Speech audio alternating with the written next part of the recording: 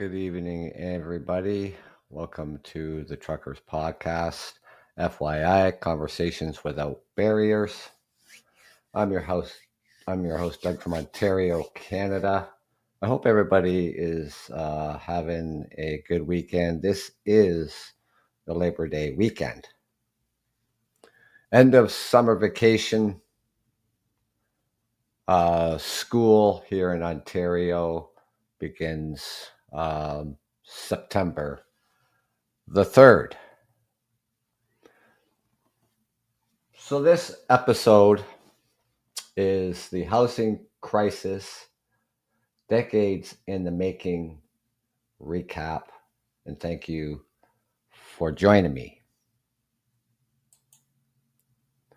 A recap how we got here, a crisis, decades in the making, and welcome back. And tonight we are recapping the journey we've taken through Canada's housing crisis. If you've been following along, you know this isn't just about rising rents or bidding wars. It's about decades of decisions, missed opportunities, and a shift in values that turns homes into assets instead of shelter.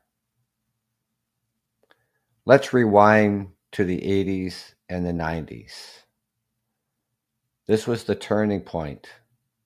Governments across Canada, federal and provincial, began pulling back from their role in housing, social housing. Budgets were slashed, entire programs were dismantled. The federal government stopped funding new builds, and provinces downloaded responsibilities to municipalities without the resources to keep up. Thousands of units that could have housed families, seniors, and newcomers were never built. And the ones that did exist, many were left to deteriorate. This wasn't just about money. It was about ideology. The idea that housing was a public good gave way to belief that the market would sort itself out. It didn't. Instead, we saw the rise of financialized housing. Real estate became a playground for investors, pension funds, REITs, private equity firms. They weren't building homes for people. They were buying up existing stock, driving up prices, and squeezing renters. Rent evictions became common. Affordable units disappeared. And the people most affected, they had the least power to push back. Now let's talk about London. The city used to be a place where working families could afford to live, raise kids, and retire with dignity. But today, vacancy rates are near historic lows. Rent for a one-bedroom has doubled in the last decade. Home ownership feels out of reach for an entire generation. Wait lists for affordable housing stretched for years. It's not just numbers, it's stories. Young people delaying milestones. Seniors being priced out of their communities. Newcomers struggling to find stability. This is the human cost of decades of neglect. So where does that leave us? A choice: we can keep pretending that the market will fix itself. Or we can demand bold action. That means public investment in housing, stronger tenant protections, and a shift how we can talk about homes not as commodities, but as the foundation of a decent life. This recap isn't just a summary. It's a reminder of how we got here, of what's at stake, and what we need to do next. So here's where we stand. Canada's housing crisis didn't appear out of nowhere. It was built brick by brick through decades of policy decisions, government retreat, and unchecked finalizations. And now cities like London are paying the price. But this isn't just a recap, it's a reckoning.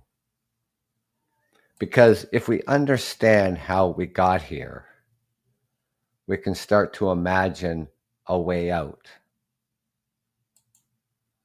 So I'm asking you not just to listen, but to act. Talk to your city councilors, ask what they're doing to protect renters, and invest in affordable housing. Support organizations on the ground, tenant unions, housing advocates, community builders. Share your story, whether you're struggling with rent, locked out of the home ownership, or watching your neighborhood change. Your voice matters, and most importantly, don't let this crisis be invisible. Make it political, make it personal, make it loud. Because housing isn't just about economics, it's about dignity, stability, and the kind of society we want to build. Thanks for being here. Thanks for caring. Thanks for listening. If you're ready to keep pushing, I'll be right here with you. I was reading an article today. Tent encampments, not just here in the city of London, but all over cities here in Ontario. Hamilton, this article was about this. And clearing tent encampments, and they're picking up whatever they have, and they just move to another location, set up another tent encampment. City bylaw officials come along and try to push you out again, and it's just a vicious circle. It's not a cat and mouse game.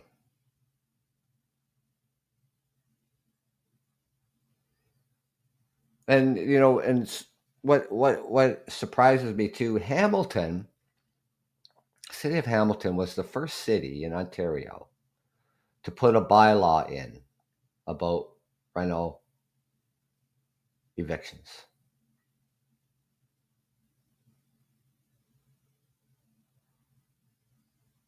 London studied what they were done, and then London implemented their own bylaw when it came to rental evictions, and then Toronto and other cities and provinces are waiting to see how that's going to turn out.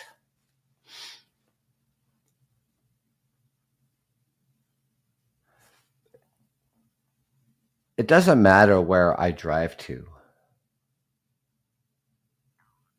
I pull out of my driveway,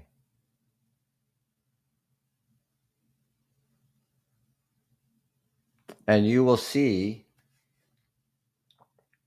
homeless people. I drive down to the end of the street, and there's a park. It's been there since I was a child. Homeless people gathering around. I go up the street to my local coffee shop.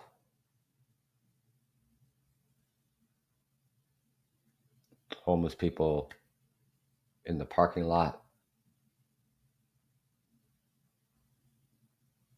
Even make my way to work in the evenings. What I'm saying here, they are spread out all over the city. There's over 57 active tent encampments in the city. My understanding was that the Ontario court saying that you cannot dismantle tent encampments, keep moving them around.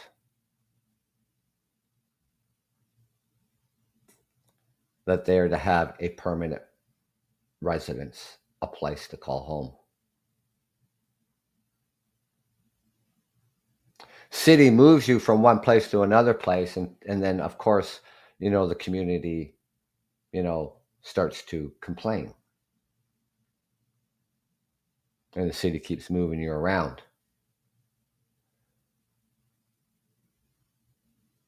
I don't know what the city of Hamilton is doing. What they have in play or what they have in place. For housing.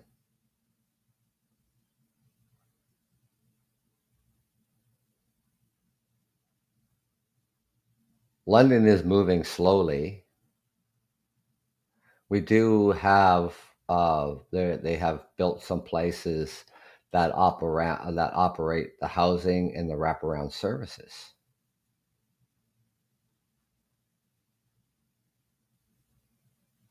But we have somewhere in the midst of 2,000 homeless in the city.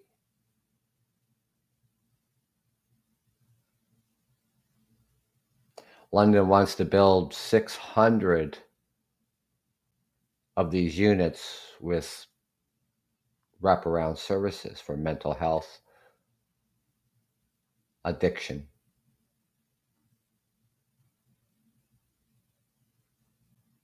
and so on over 3 years.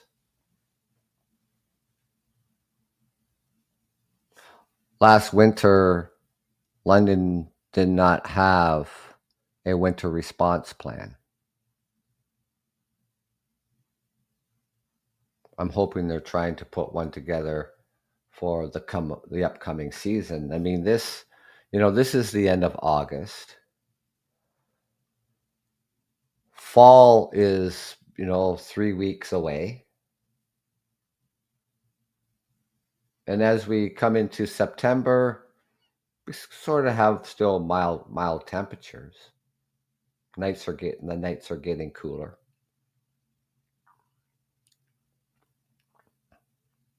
October can be just rainy and damp.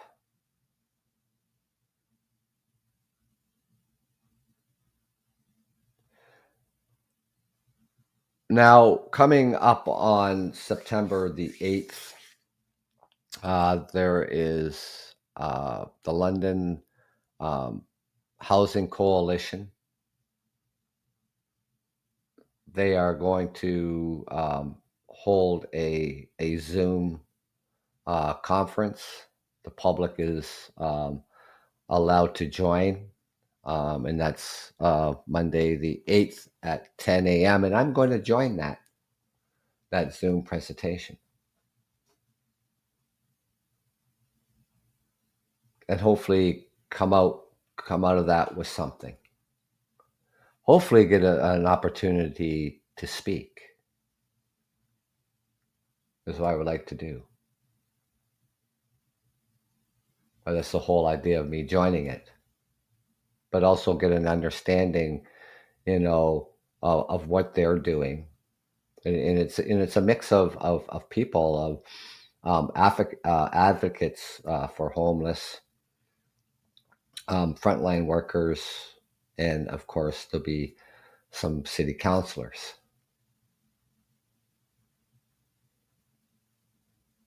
So hopefully I get to, say something, as a concerned citizen.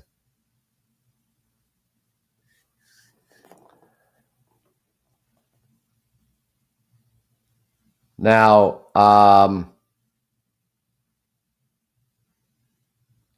getting back to doing my podcast because um, I had a break. I think that was for about 3 months, personal reasons. Getting back to doing the podcast, I started this podcast in 2019 with over 500 um, episodes to date, lots of followers. And when I the other week when I said, that I was back, you know, I am back.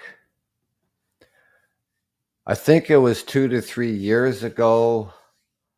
I was doing, maybe even a little bit longer than that. I was doing Monday morning shows, and I'm in that position now that I can do a Monday morning show. I work evenings until sometimes wee hours of the morning, so I'm able to do a Monday morning show because I don't have to worry about going in Sunday night into work. So I am going to be start doing that again, and that's going to be starting this Monday, Labor Day Monday. And that because I mean there's a whole wide of topics to talk about. I mean the world doesn't let you down about that. That's for sure. Um, so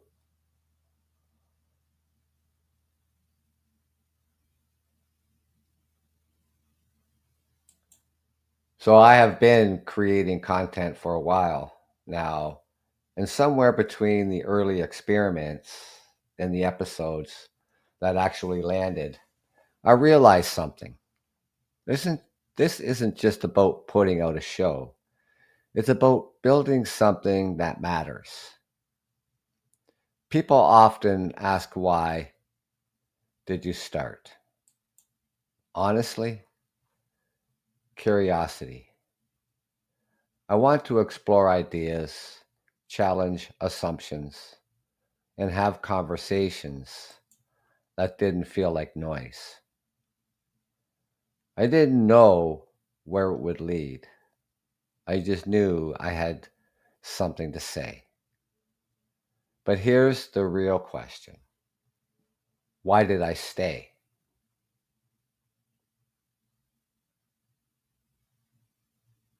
Because of you. The people who listen, comment, share. You made this more than a project. You've made it a dialogue. Behind the scenes is not glamorous. There are late nights, tech failures, personal reasons, and moments where I wonder if any of this is landing.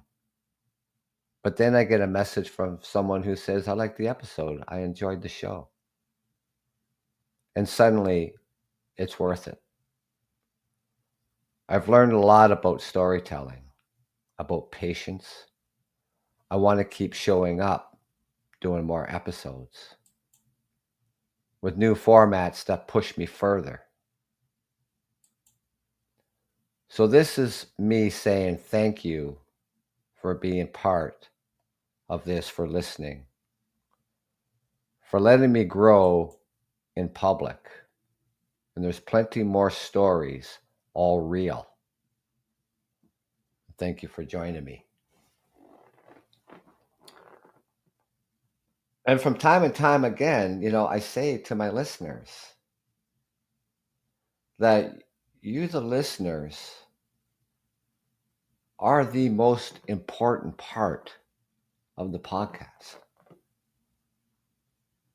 Because without you, there wouldn't be a podcast. I don't know what other podcasters do. I don't know how they thank you and stuff like that. Maybe some don't, some do. I don't really know, but I think it's important, for a host to, you know um, recognize their listeners and their followers.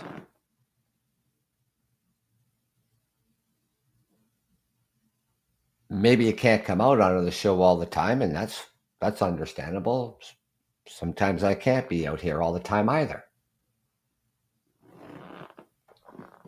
We all have our lives to live. We all do different things. You listen to, different podcasts. You find a niche that resonates with you. And maybe this is what this is, right? Maybe this is something that resonates with you. Because when I do a show and I'm looking at the content,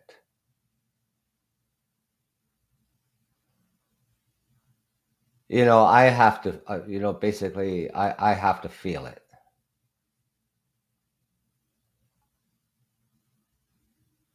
And then I have to research it.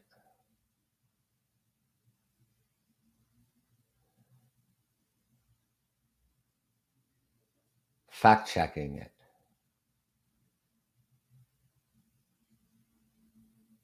And then try to analyze it and get to whatever that problem is, and get to the root problems of it. What's caused this problem? I'll do my research.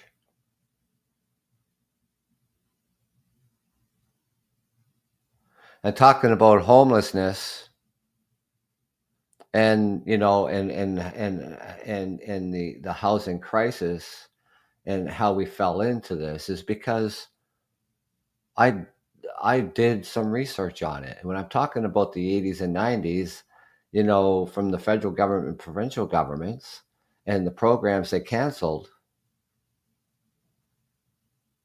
And when I mentioned the 90s, and in the other episode, I mentioned in 1996, then Premier Mike Harris.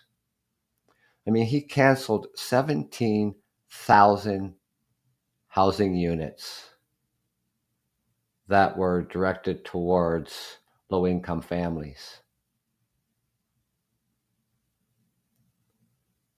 Fully funded and paid for, and shovels ready.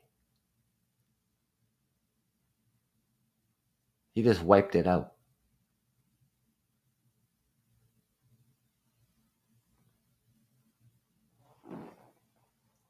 This was decades in the making. And now here we are trying to scramble to fix this. We allowed it to become a crisis. And not only is it a crisis, it's a national emergency. It's not just Ontario, it's every single province and territory here in Canada.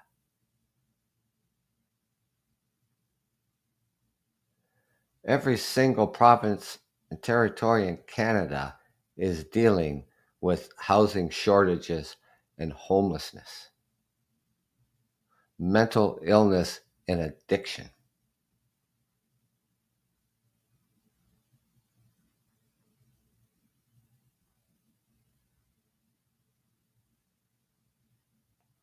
Meetings after meetings, city officials meeting.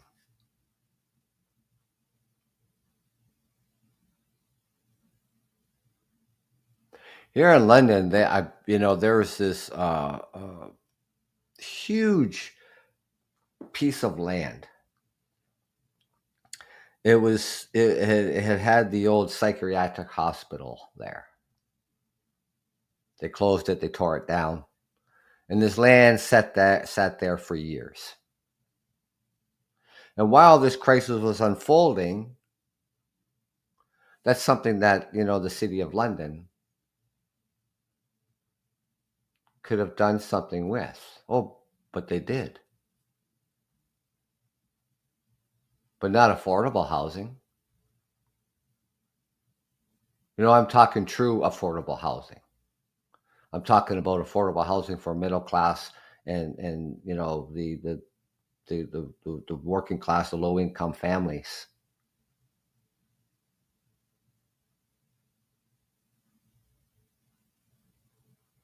Now these big corporation builders, they have this land and they're building on this land, and they're building high-rise condos, townhouse condos, single family homes that the middle class are never going to be able to afford.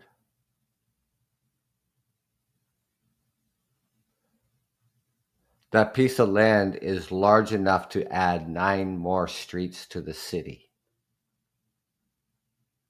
That land was big enough to have mixed affordability. And yet we're not seeing that.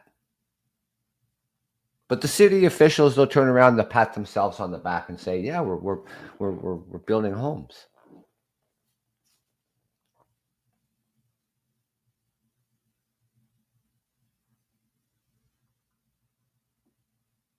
Not for the average Joe.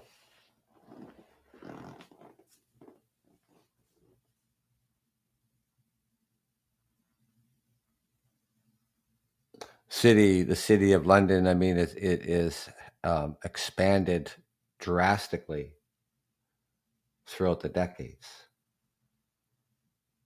I was born and raised here. I'm seeing all the changes, seeing the landscape change.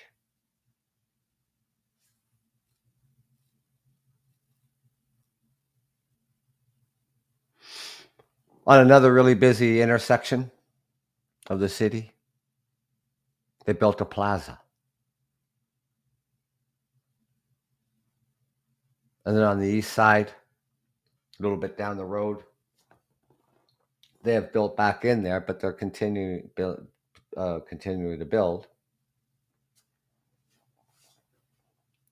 But it's not housing that, even middle class could afford.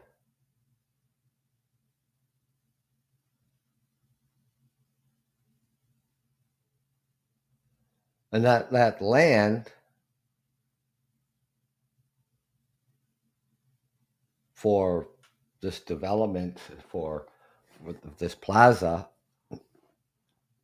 also adds in a grocery store. And from that corner to where the next grocery store would only be 10 minutes.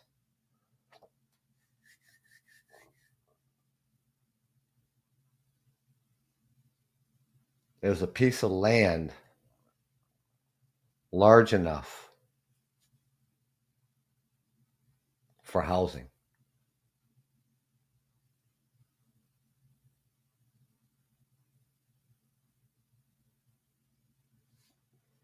If we're going to use our resources, we're going to use the land that we have, and we're just going to build plazas, and we're going to build super-sized grocery stores and all this stuff. Like, where the hell are we going to put housing?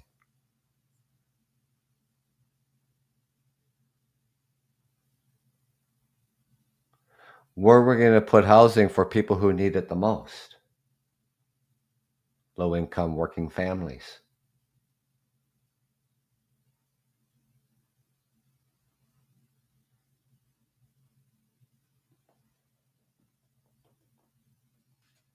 I mean, you can't no longer, in this city, um, get a one-bedroom apartment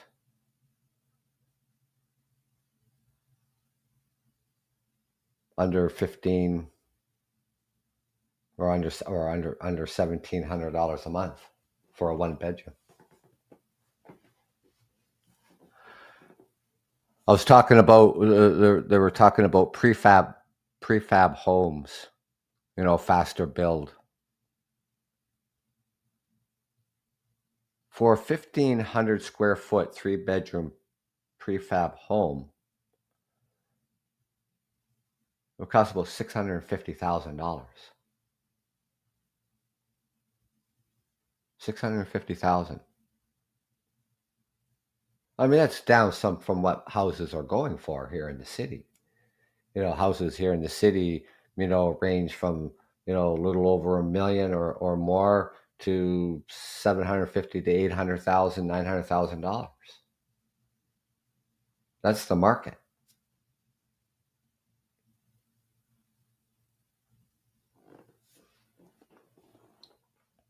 Government thinks that, that's realistic to, prefab homes, fast builds. But who are we still pricing out?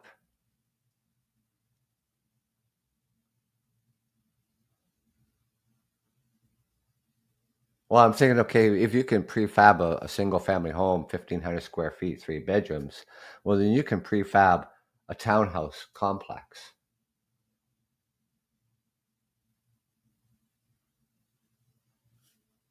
for affordable rent.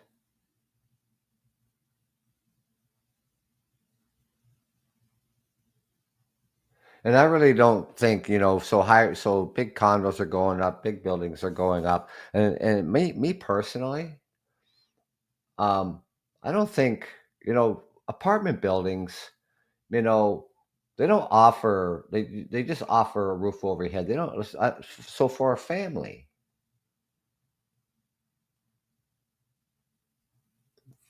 apartment buildings aren't suitable. Where are the kids going to play?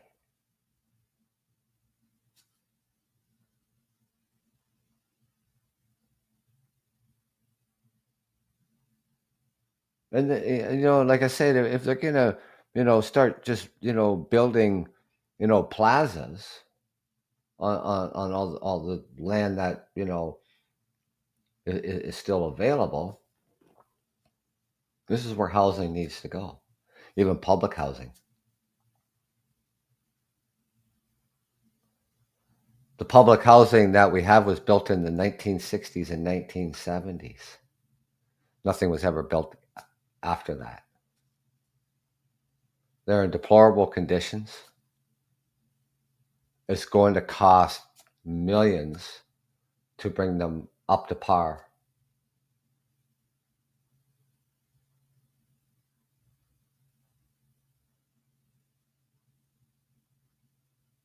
And yet, residents around the city and where, tent encampments are, residents around the city where the social services are for people in need, for the homeless,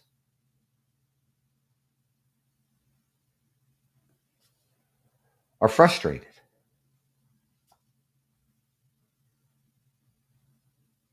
And you don't have to be living in those areas to be frustrated.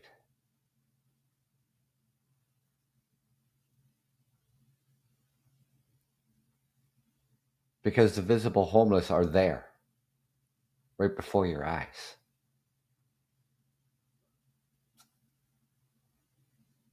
They may not be in your neighborhood yet.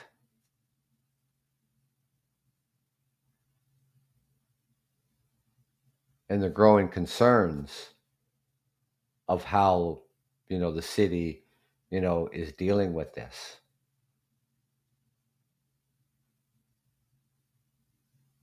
Public spaces are public spaces to be utilized by the public. But I hear people, when they talk about, nearby tent encampments and stuff like that, they talk about fear. As though homeless people should be feared.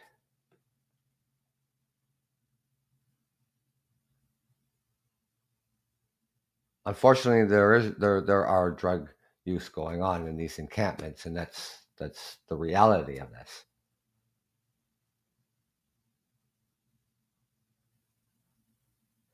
People don't feel comfortable. They don't feel comfortable, using part of that park or whatever the case may be, because just off in yonder there's a tent encampment.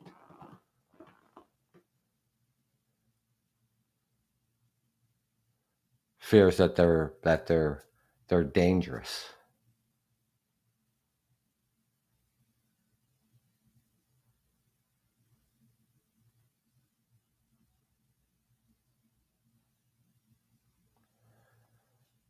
We've had things happen in tent encampments, and it does happen.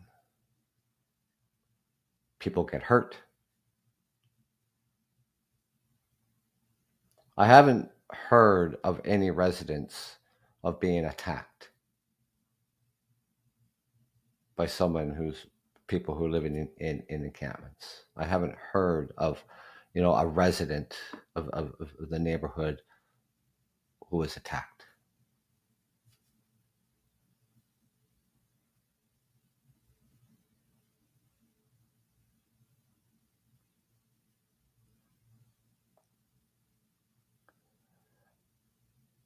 And getting back to this Zoom call coming on September the 8th, I mean, it's going to give me a lot of insight of what is going on.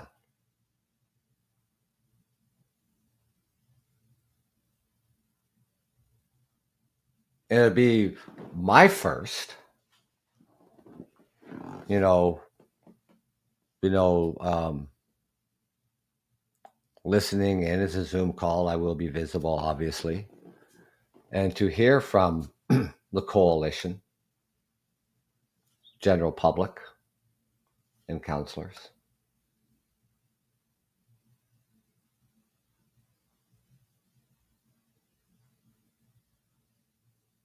I'm hoping that, they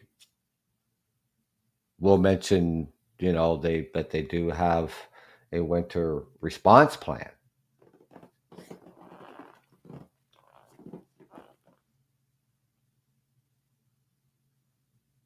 But the problem, what we're seeing is that all the shelters right now are full to capacity.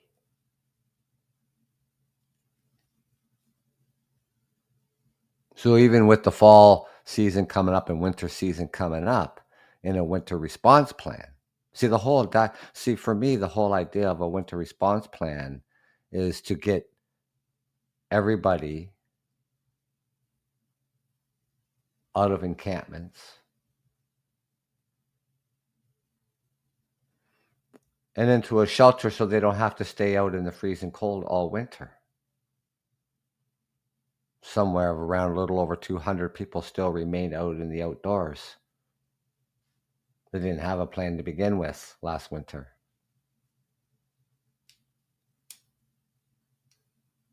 I found it disheartening for the mayor to come on national television and say, sorry, we don't have a winter response plan. That's just unacceptable. It really is. What the hell what the hell are you doing in office? Who's your city planners? What the hell are they doing working for you?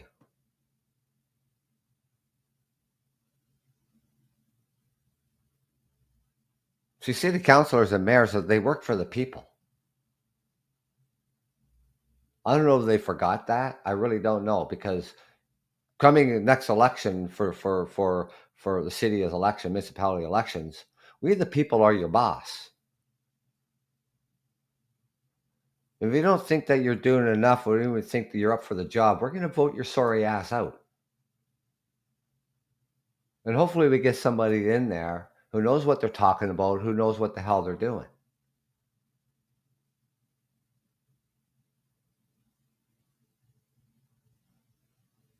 And I honestly don't feel that they're doing enough. They're not pressuring the provincial government hard enough, and they're not pressing the federal government hard enough.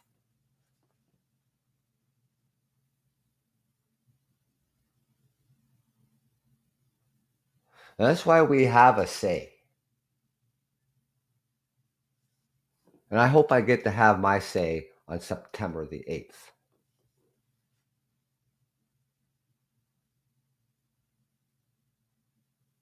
It's disheartening, ladies and gentlemen. It truly is. I mean, these are citizens.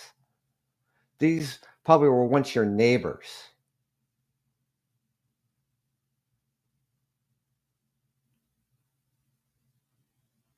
People don't choose to be homeless.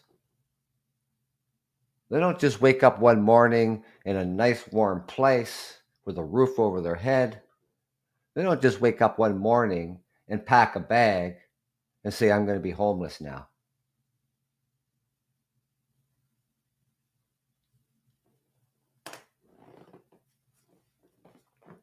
Homelessness is not a choice. I don't care what anybody says. It's not.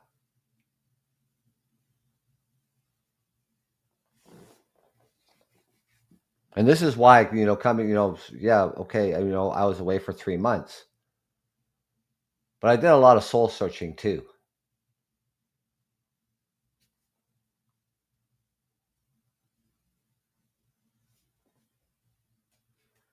And I've talked about homeless before I even was absent for 3 months. And then come back and say, okay, you know what, Doug, let's just approach this. Let's approach this again. Let's rehash this. But this time, come out with the stats. And if you listen just to the past, couple episodes that I've done, you will hear and know the stats.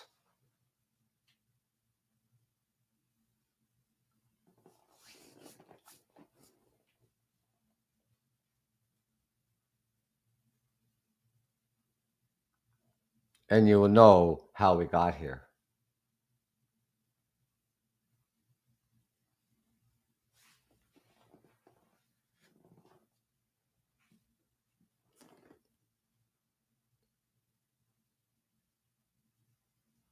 Yes, there's plenty of other stories to talk about. Plenty. The biggest thing, the biggest thing that was going on in the news right now is that the Federal Court of Appeals said that Trump's tariffs are illegal. The tariffs that do not fall under the Canada, United States, Mexico agreement are illegal. He cannot use the Emergencies Act to impose tariffs. And we know where that's going next.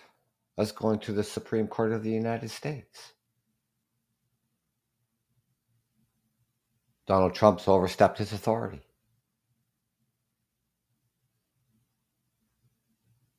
How long that's going to take to hear, I don't know. But the Court of Appeals didn't, suspend the tariffs.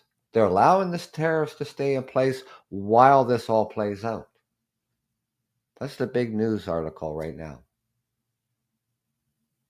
And then, of course, this massive attack on Kyiv, or Kyiv, however you say it, in Ukraine.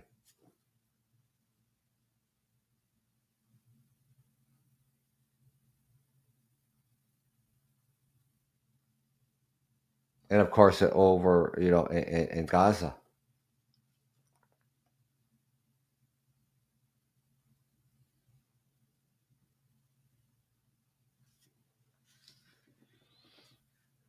Other big stories, here in the political world in Canada. Pierre Poilievre, he's the Conservative Party leader. He lost the federal election. He lost his own riding. He lost his seat during the federal election in the springtime.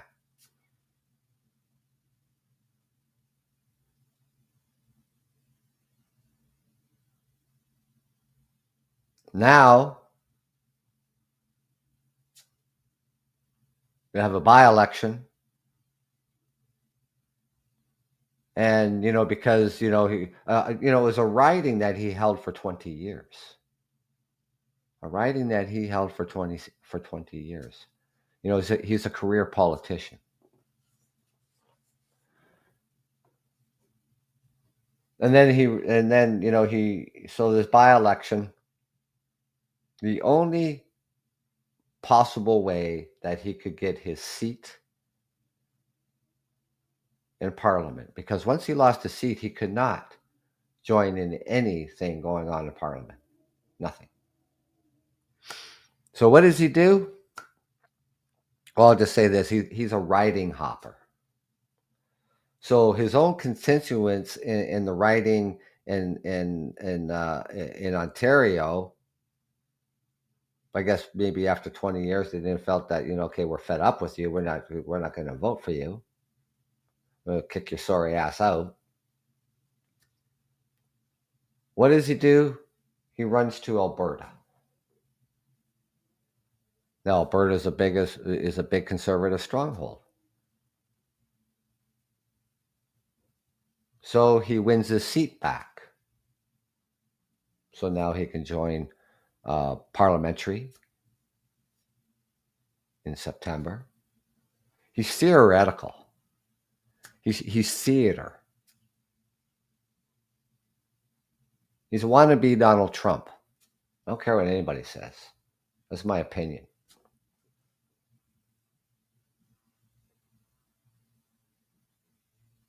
Well, wait to fold. I mean, he's already starting all his radical bullshit.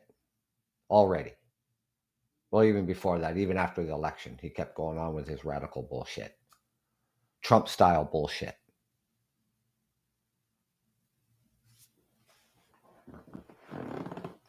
He lost the election because he didn't have a real plan. I don't have a plan. I don't have anything. When you go into an election, and this was a really important election here back in the springtime for the federal election. This was so important.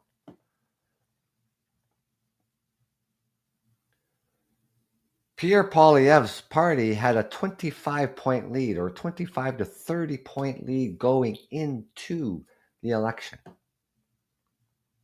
And they got smoked by the Liberals.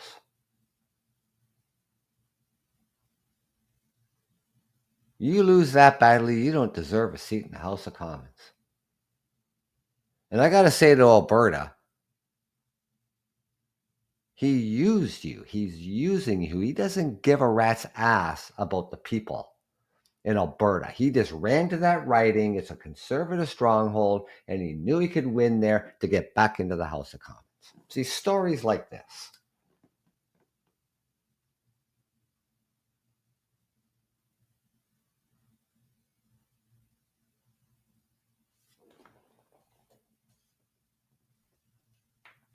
Lots of things to talk about.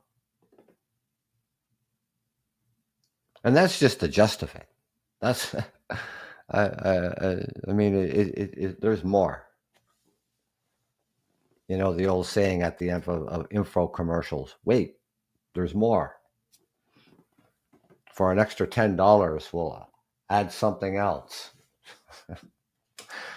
Jesus, I'm telling you. So anyways, thank you for coming out tonight. And like I said, I will get the show up for Monday morning because I think it'd just be great to get back doing a Monday morning show. Get out and get my cup of Joe. You too. Get your coffee, get your tea. Maybe you need the hair of the dog to get you going in the morning. That's whatever you desire. But yeah, I'm gonna rehash or not rehash, but start doing the Monday morning shows again because I haven't done that in a very, very long time. So I'm glad to be back, and of course you, the listeners and followers, thank you. Thank you for not giving up on me.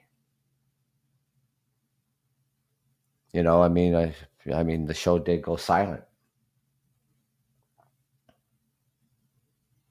But I am back, and lots of things to talk about. I also, this coming Tuesday, I think it was last. I think it was last Tuesday. Uh,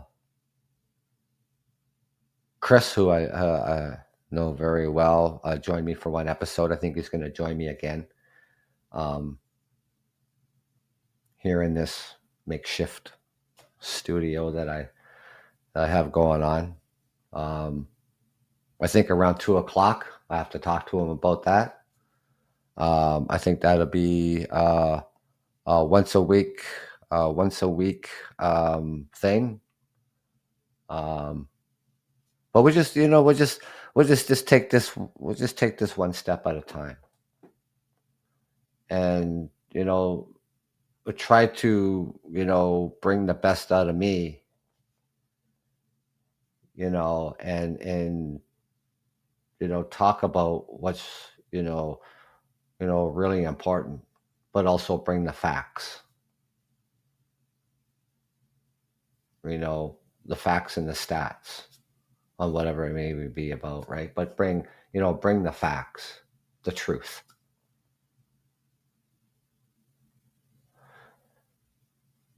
So enjoy the rest of your long weekend. And at some point tomorrow, I mean, if you're following me, fantastic. At some point in time tomorrow, the show will be posted up for Monday morning, and that will be for 8:30 a.m. I think that's what I did many, many moons ago. I think it was around 8:30 a.m. That's when I did it.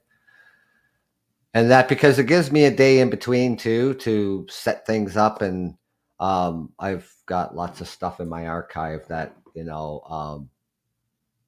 I feel that these things are important to talk about.